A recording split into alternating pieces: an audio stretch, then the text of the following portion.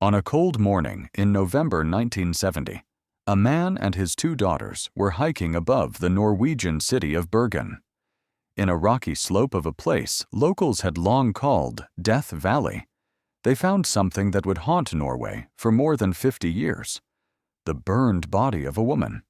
No name, no papers, nothing that could say who she was. What police uncovered next only deepened the mystery: 8 fake passports, wigs, coded notes, and a trail of identities that led across Europe, and then simply stopped. This is the case of the Isdal Woman, and to this day, no one knows who she was. The valley is called Isdalen, the Ice Valley. For centuries it carried a dark reputation, tied to accidents and disappearances. On the 29th of November, the hikers came across the woman lying among the scree. The front of her body and her clothing had been badly burned. Her face was unrecognizable. Around her, police found a strange collection of objects: an empty bottle of liqueur, 2 plastic water bottles, rubber boots, a scarf, an umbrella, a small purse, and a box of matches, a watch, 2 earrings, and a ring. And beneath her body, a fur hat that still carried the smell of petrol. But here is the first detail that stopped investigators cold.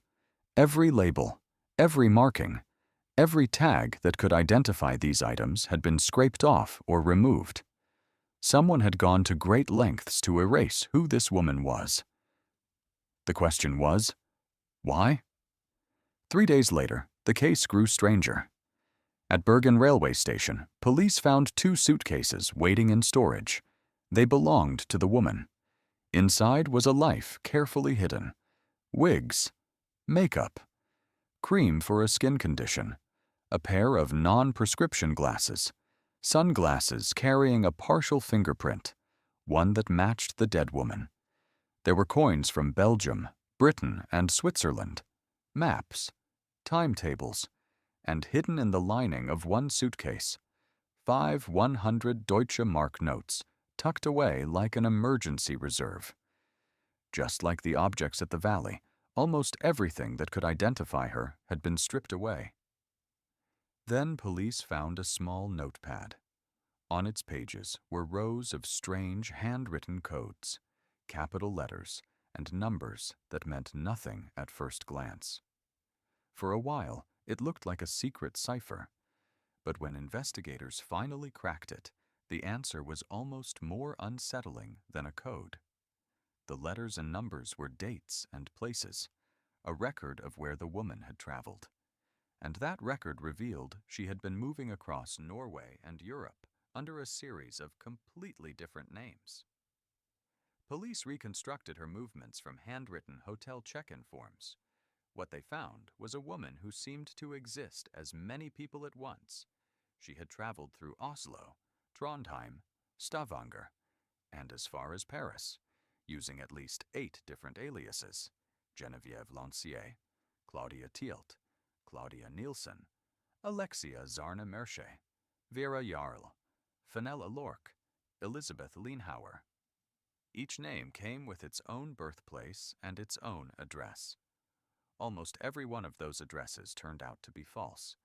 The details shifted from form to form, but one thing stayed the same. She always claimed to be Belgian. The forms were filled out in German or French. She told hotel staff she was a traveling saleswoman, a dealer in antiquities. Witnesses said she spoke several languages, sometimes German, sometimes broken English or Flemish. She wore wigs. She often changed hotel rooms after checking in, and she seemed, always, to be on guard, as if she were watching for someone, or hiding from them. A woman with 8 names, cash sewn into her luggage, and every label cut away. It didn't take long for one word to surface: spy. This was 1970, the height of the Cold War. Norway sat on NATO's northern edge, and strange disappearances near military sites were not unheard of. Years later, declassified records revealed something remarkable. Some of the woman's movements appeared to line up with secret tests of a new Norwegian weapon, the Penguin missile. A fisherman claimed he had seen her near a testing area in Stavanger. A shoe salesman there remembered selling her a pair of rubber boots, the same kind found at the valley. The last confirmed sighting came on the 23rd of November. She checked out of room 407 at a Bergen hotel, paid in cash, and asked for a taxi. Staff described her as good-looking, guarded, mostly keeping to her room. Then she was gone. Years later, a taxi driver came forward anonymously and said that on the ride to the station, another man had joined her in the car. And another witness claimed he had seen her days before her death, walking ahead of two men in coats. When he tried to report it to police, he says he was told to forget about it. "She's been seen to," he was told. "The case will never be solved." For decades, the case sat cold, but the woman's jaw and teeth had been preserved in a forensic archive, and half a century later, science finally began to speak.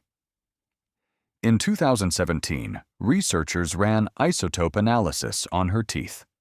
The chemistry left behind as a person grows records the water and food of the places they lived.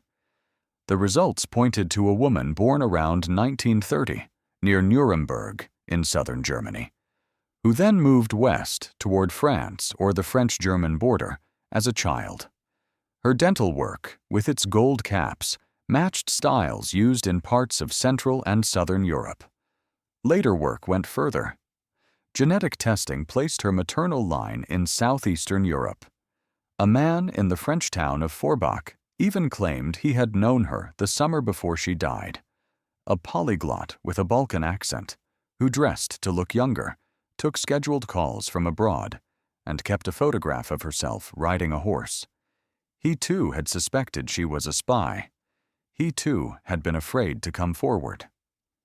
Piece by piece, science drew a portrait of where she came from.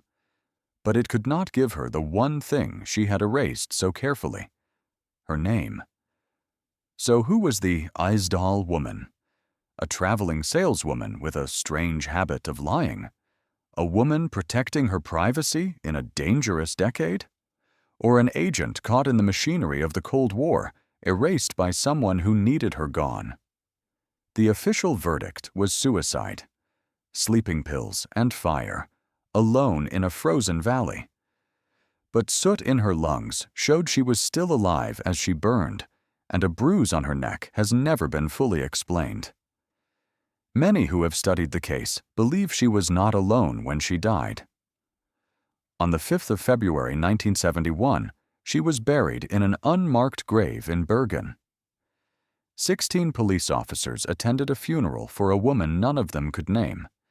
They photographed the ceremony, just in case, one day, a family came looking.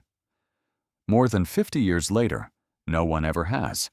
If this case stayed with you, there are others just like it on this channel. People found without names, mysteries the world simply gave up on. I'll see you in the next one.